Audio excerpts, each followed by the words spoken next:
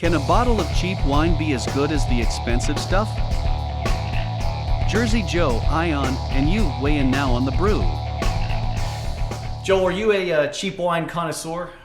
So it's funny that you asked this question. I really like this topic, actually. This is one that we haven't got to really explore. And yes, I am. But I very specifically found one that I really like. I'm going to show you. I have a couple bottles I just got from the store. But this one right here, it's from Argentina, and it's from 2017. This is like $20. It's the most delicious wine I've ever had. So yes, I'm a fan of cheap wine. Maybe not toilet bowl cheap. I mean, that's, a $20 bottle. It's not very expensive. The most expensive I've had is about $300 on one of my ex-girlfriend's birthday. And even though that was really smooth and really tasty, it wasn't $300 better than what this is for $20. Let me put it that way. Okay, so yeah, that's kind of where I'm at. Like $20 is where I say that's like where it becomes cheap enough before you start losing like the flavor of the quality of wine. I have no specific brands in mind, but $20 is like, if you're gonna go cheap, that's where you go. Because I've actually tried, and friends give me bottles, so they're like the $5 and $10. I'm talking about a full size bottle of wine, not the little samples or anything. But I've had $5 bottle of wine. I forget what brand it was, but it was like drinking liquid plastic. Like it was awful. I mean, I was like gagging drinking the wine. Yeah, it was like a 5 something with tax, and it'd be like $8 here. So, it's just kind of like when you go to like the dollar store level, you're going to get that quality. So now, in full disclosure, I enjoy a sweet wine, and hell, I'm fine even drinking booze. So go ahead and make fun of me, but that's where I'm at. Oh, I think it's funny because like that's kind of true of any alcohol you really think of. Like if you're gonna go and get like anything that's less than like $10 for a pack of it, or for a bottle, like a big bottle of it, like you're gonna get basically rubbing alcohol. I'm not a fan of box wine either. I think most box wines are just, they're on that same level where it's just blah. Yeah, it's pretty much in the same ballpark. Yeah. Well, our viewers have lots of great suggestions, and here, this is going to get really good right now. So, do you guys think a cheap bottle of wine is okay? Well, Diane starts off the conversation by saying yes, and simply yes. Rudy says it all depends on the brand. Stella Rosa is a good cheap wine. Risata is also good. Andrew says yes, and it depends on the type of wine. Usually Moscato is the go-to. Rough Guitar says cheap wine sucks, but after $20, the quality doesn't differ greatly. A $50 bottle, which I've had many, is not discernibly better than a $25 bottle. Thunderbird piss wine, it ain't. You ever taste that shit? Nasty. You ever taste Thunderbird piss, Joel? No, I'm good, man. I'm good. I am very selective with wine because it's not one of my favorite alcohols, so it's got to really be good. It can't be garbage can shit. Yeah, I'm not a big wine drinker either. Like, I have a bunch sitting here on the bar here.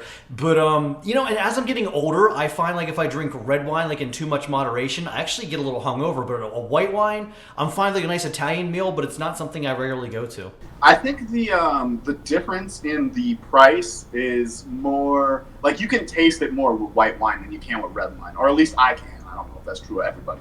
On the record, though, I enjoy a good sangria, though. Do you? It's not my favorite. I'll drink it, but it's not something I'm going for. It's basically wine and a bunch of other just booze dumped in a big pitcher, and here you go. It's like $20. Right. Yeah, they're having parties out here. Like you go to pool parties in the summer, they're pretty popular. Yeah. And Real Tree Sweets has a final comment. He says, cheap wine is like fast food. You can definitely find some good cheap wine, like 14 Hands of good cheap wine, but I would definitely go to a specialty wine store and ask an expert when buying cheap wine, because the bad cheap wine is really bad. And he sends a nice gif of MD 2020 there. Yeah, and that's actually, I think he has a great piece of advice there. Just go ahead. If you're not sure and you see the discount rack there, ask. They should know. Yeah, I actually think he makes a really good point on this one, too. So I agree with you. I agree with both of you. I also think there's a different price in wine. Depends on whether you buy it at a liquor store or at a winery. Because a winery, it makes it themselves and has it right there in-house. It's not going to be quite as expensive as when they have to truck it to like a state store or whatever. You pay for it there. So I'll back off my $20 investment a little bit on a local winery that's good. But you got to be careful, though, definitely when it's on clearance at a state store. Yeah, of course. And they're going to take a little bit more care. There's obviously fewer people in the middle, like fewer middlemen, where you're going to get it for one of the stores. There's a great place out here, actually, you and I should go. There's one really, really good winery in Vegas. People don't really know about it, but I'll bring it to you. I'll bring you to it when you're in town again.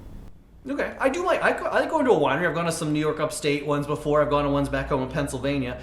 And the thing is, the way the taxes are in different states, like you get taxed really high on things like wine in Pennsylvania, where it's a little bit cheaper here in New Jersey. So that also factors into it too, depending on how much you want to spend for a bottle.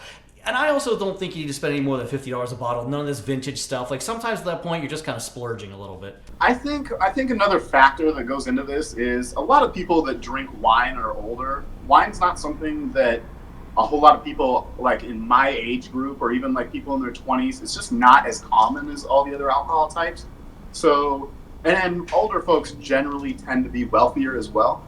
So they can kind of get away with those $50 bottles. I think that the wine companies, they know their target audience and they can kind of get away with that kind of stuff. All right, I have a question for you, a fun fact. Do you know what the indentation in the bottom of a bottle of wine is? You know what that's called? Yeah. I don't know, but it looks like peanut butter, like the peanut butter one. It's called a punt. Like, you know, when you punt a football, it's a real thing. It's called a punt, and it helps winemakers like to let sediments settle. All of a sudden, they stack up like the bottles on the line or whatever. I have an upcoming web show about this, or actually, I've already shot it and recorded. It hasn't aired yet, but I find out the history of the wine bottle punt. Fun fact. Oh, cool! I can't wait. Yeah, you had no idea when we talked about this topic. I forgot all about that. Didn't even mention it. It's been did that shot it a while ago. So there you go. Look, you learned something on the Big Web channel here, and it's lots more fun. And if you want to find that show, you got to click that like subscribe button down below right here. Lots more fun on the Jersey Joe 50 YouTube channel, because then you can go tell your friends you know what the hell a wine bottle punt is. There you go. So fun facts, and you got to admit, I kind of want to crack open a bottle of wine here now and have a little Italian food tonight. Now I'm kind of in the mood. Hey, nothing's stopping you. It's a great night for some. I know it's the Brew and we're surrounded by beer, but instead maybe for this episode I should have changed the color of the background and like poured a bottle of wine back there. Make it purple. Yeah, make it purple. That's cool. The brew is adaptable. Yeah, exactly. All right, Jersey Joe, I know you say thanks for watching, thanks for all your great comments, and as always, we'll see you next time, I hope. More drinking fun now as Kicking Back with Jersey Joe explores the history of the martini and how it's connected to a hard-working island.